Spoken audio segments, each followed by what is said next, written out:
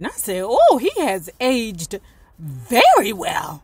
Let me go check him out in his youth. He was in the video, Bad Boy for Life, on the motorcycle like, rah, rah, rah. And I was like, oh!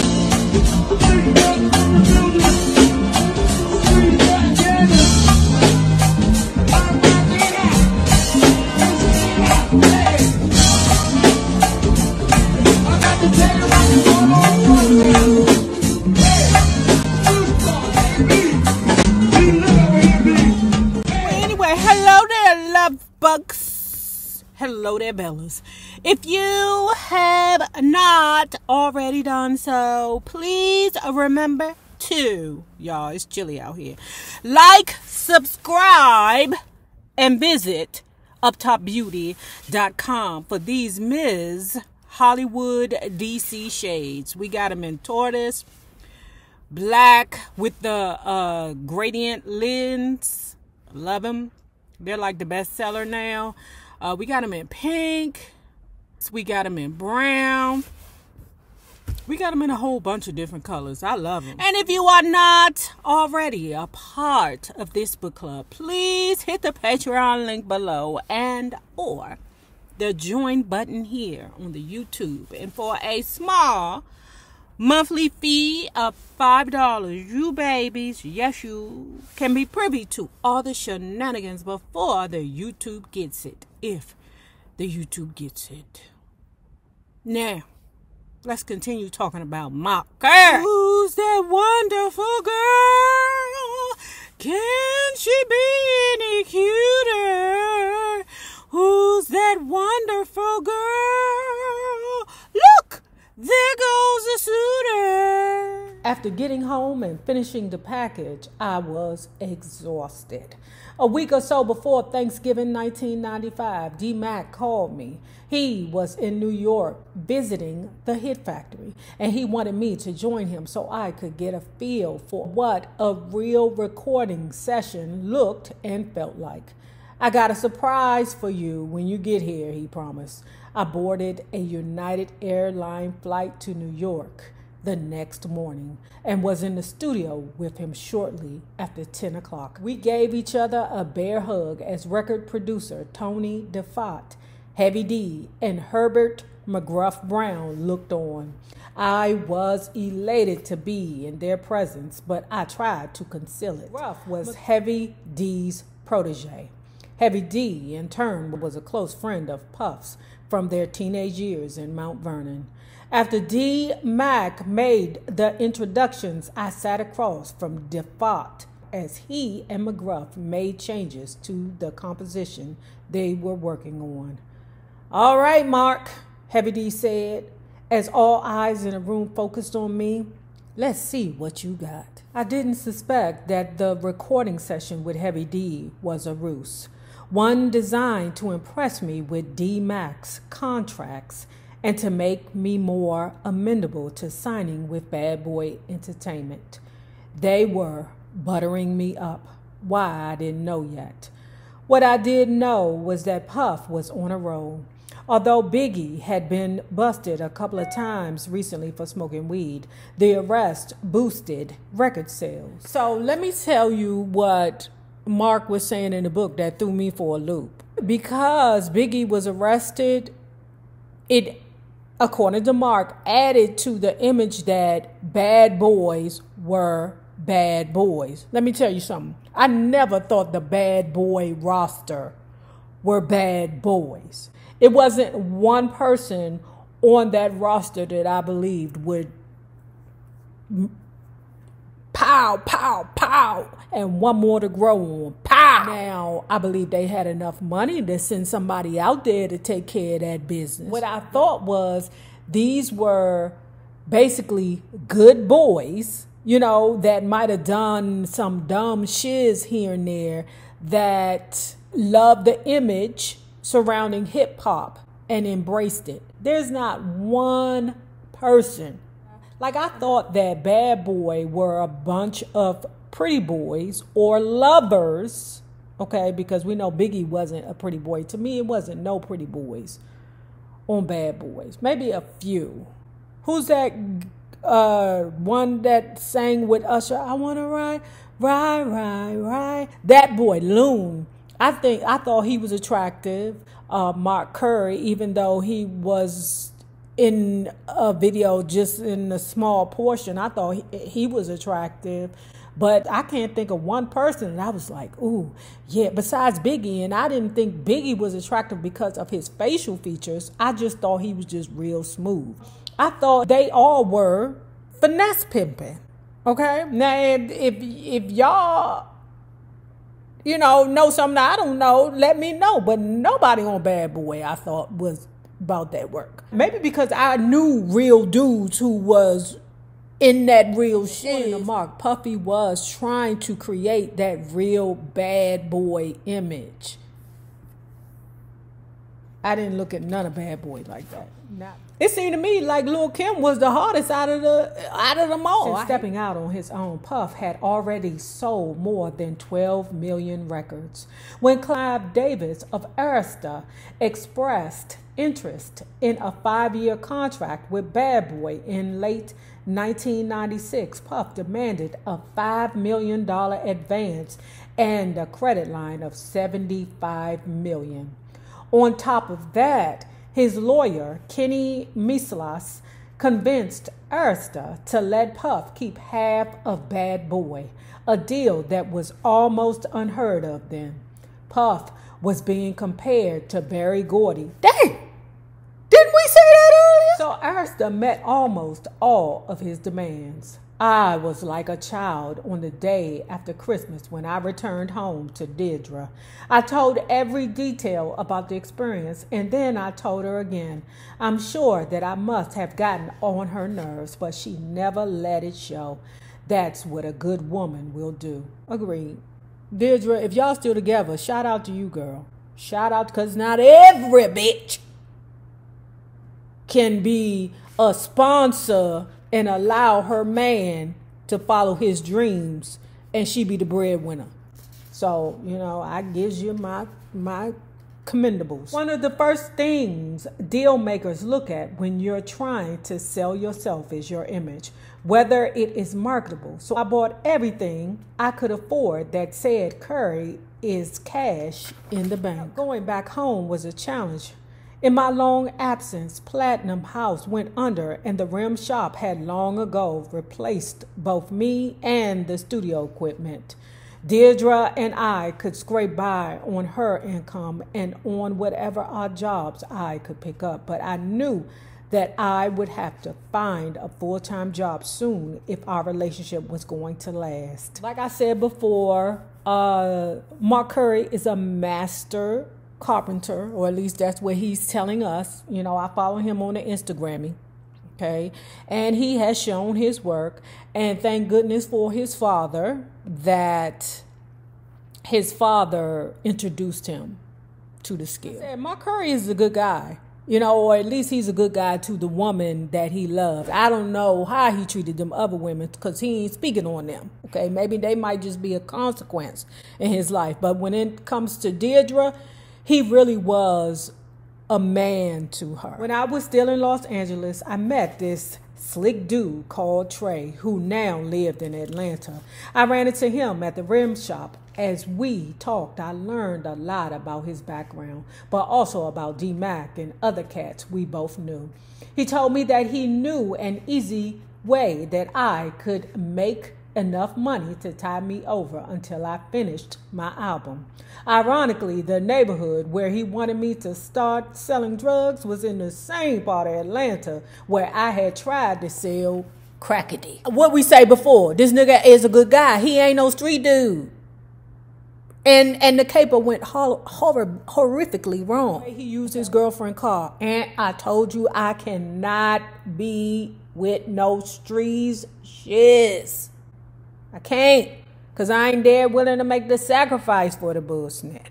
Okay, I can't do it. No, you can't use my car. Deirdre ain't know that he was using the car to make a drop. The people's was all over his ass and Deirdre's car. That ain't my life. All I could think about was how disappointed Deirdre was going to be and how I was probably going to be wrapping in jail for the next 10 years. I called Trey and told him to contact D-Mac because I was about to be arrested on drug charges. After D-Mac posted my bond, I went over to V's house to tell him what happened. V was like, "Oh, nigga, we already knew. And we need to put some space between you and me. Don't bring that dumb shiz over here to my house because all I'm trying to do is make records. Okay? So keep your hot ass away from me." Deirdre had to pester her friends and colleagues for transportation, and she had to endure all kinds of weather to get to work. Her patience with me was wearing thin, and I didn't blame her. I had failed her, and I was failing myself. I should have learned my lesson about selling dope the first time I got caught. That was an omen, but I became so obsessed with getting my album done that I threw common sense out the window. I was at one of the lowest points in my life. I lay in bed next to Deirdre with my back facing hers, both of us pretending to be asleep, both of us afraid to touch the other. I wanted to touch her, but I was too ashamed. She didn't have to say it, but I knew that we could not last much longer unless some kind of miracle happened to one of us. Ring, ring. "Hey, Mark," the voice on the other end said as I cleared the cobwebs from my eyes. I realized it was D-Mac. He was calling me from Los Angeles. "Hey, man, what's up? Why are you calling so early?" I mumbled. "Oh, man, I'm sorry. I forgot about the time difference," he answered. "But you won't mind me waking your ass up after I tell you who I'm sitting next to." "I'm listening," I said. "Puff is here with me," he said excitedly. "He liked the work that you did with Heavy D, and he likes 2 songs that you gave me. He wants to sign you." I popped up in bed, fully awake. Deirdre popped up too, trying to listen to the conversation. "Who's that?" she asked. "It's D-Mac," I replied nonchalantly, covering the mouthpiece of the phone with my hand. "I think he's high or something because he's bullshitting like Puff Daddy wants to talk to me." "Ha!" D-Mac laughed. "You think I'm bullshitting, huh?" A second later, another voice was on the line. "Mark, this is Puff. I've been listening to your music, man. I want you to team up with me. I'm going to take you places you never dreamed of. Your career is about to blow up. You interested?" "Yes, sir," I said. "I'm very interested." "Okay, Mark, listen up," Puff said. "I need to meet with you today to work out some details. How soon can you get here?" "I'm already there," I replied enthusiastically. "Seriously, let me call my producer and we'll be on the next flight out of here." "Excellent. What's your producer's name?" "Zach White," I replied. "Okay, I'll tell you what," he began. "I'll have my people check on the flight and I'll leave tickets for the 2 of you at whatever airline that can get y'all here the fastest. My people will call you back in less than an hour." Cool. Zach and I met Puff and D-Mac that evening at a 5-star restaurant on Sunset Boulevard. This is where I believe the games begin, the mental games begin. Never forget that Puff Daddy is a Scorpio. And if them Scorpios ain't playing games with your head, I don't know what they're doing. Scorpio sees it as a test because they're testing to see if you're strong enough and willing to do what it takes to be a part of their life. Me, I call it games because I'm not taking no tests. I already graduated college. That's all the tests I need unless I decided to go back to college. But if you want to be a part of Scorpio's lives, and you're welcome. If any of you is courting a Scorpio right now, take and consider every single thing that they say to you and do to you as a test. And it's either you pass or you fail. They may not tell you you pass. They may not tell you you fail. You'll just feel the consequences later. Well, Puffy said, okay, so I'm doing a score for this movie Godzilla. I don't know if let me take it back. I don't know if he was doing the whole score, but I think he was doing a song for the movie Godzilla. And he said, I need you to create something for me. Mark is like, I'm on it. No problem. After several days without progress, I called Puff to tell him that I was drawing a blank. I was trying to write lyrics that would sound like Puff had written them, so I kept on tearing up the paper and starting over. Don't worry, Mark, he said, keep trying. Every time I came back with a verse, he would say the same thing. That's not it, player. Like Berry Gordy, I believed that Puff had the power to know what was marketable, what was good, what would make it, what would not make it. So when he said that's not it, I don't believe that part was a game.